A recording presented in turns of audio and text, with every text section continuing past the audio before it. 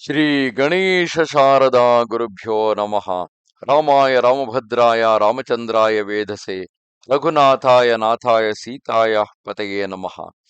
Welcome to all for this session on Ramayana to chapter 87 of Yuddha Kanda. In the previous chapter, we saw Lakshmana and instructed following Vibhishana approach that Nikumbila grew. They both saw Indrajith engaged in the sacrificial rituals with the Titan's army guarding him. The Vanaras and Lakshmana immediately attacked the Titan's army, creating a havoc there.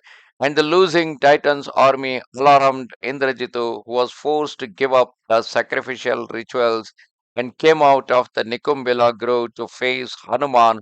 In the meanwhile, Vibhishana showed the Indrajitu to Lakshmana, asking him to slay him. Having spoken thus, Vibhishana, delighted, taking Saumitri, who bore his bow in his hand, hastened away.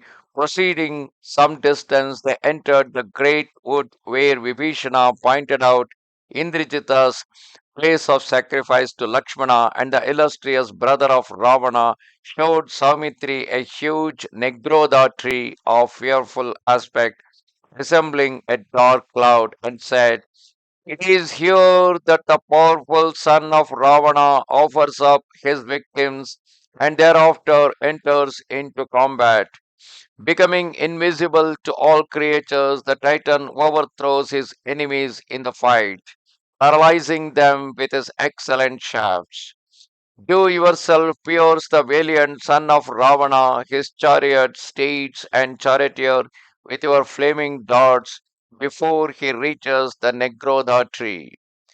"Be it so," replied the mighty Saumitri, the delight of his friends, and taking his stand, he drew his marvelous bow.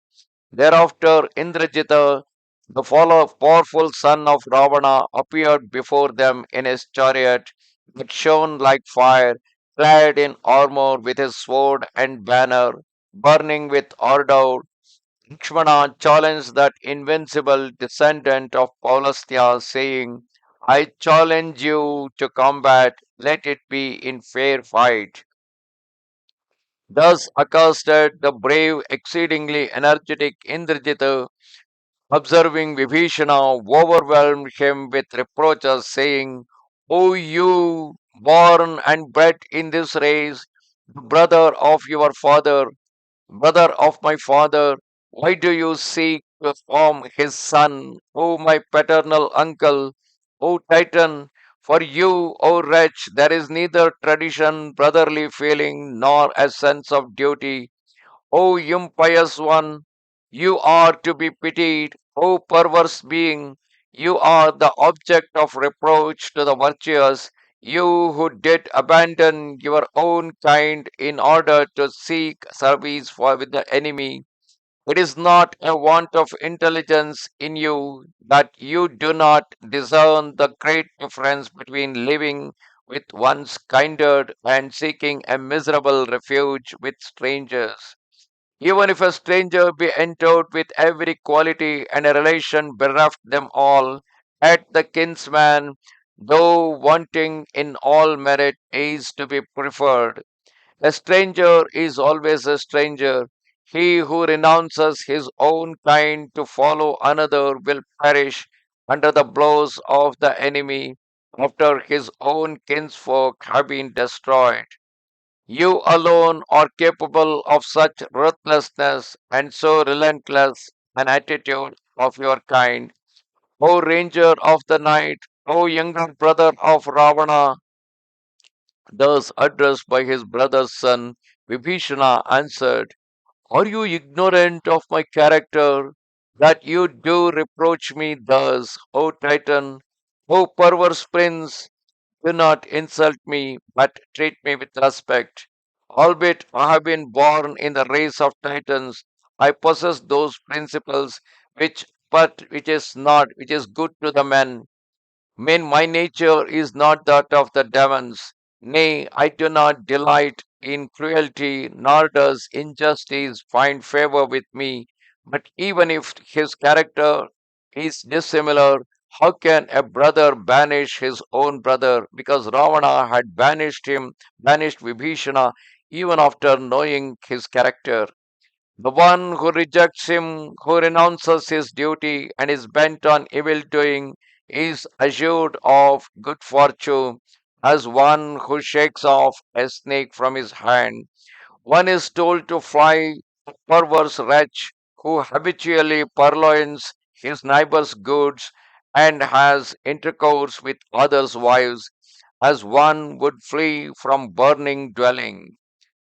To take possession of another's property, or to look with desire on his neighbor's wife, or to distrust one's friend, are the three faults that lead to destruction.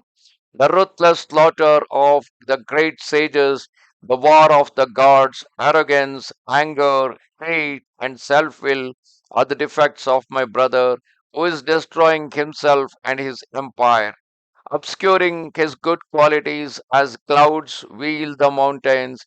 It is on account of his vices that I abandoned my brother, whose son you are. You, your father, and Lanka are doomed, O Titan. You are a mere boy possessed of an overweening pride and are ill mannered. Say what you will to me. You are caught in the noose of death. You shall suffer the penalty you have merited for the harsh reproaches you have made to me this day. From henceforth you shall not be able to approach the Nyagrodha tree, O vilest of the Titans. Having outraged Kakusta, you cannot survive. Enter into combat with his god among men, fall on the field of battle, and go to the abode of Yama to the satisfaction of the gods. Display your prowess, exhaust your weapons and missiles, but if you approach within the range of Lakshmana's shafts, you and your army shall not remain alive.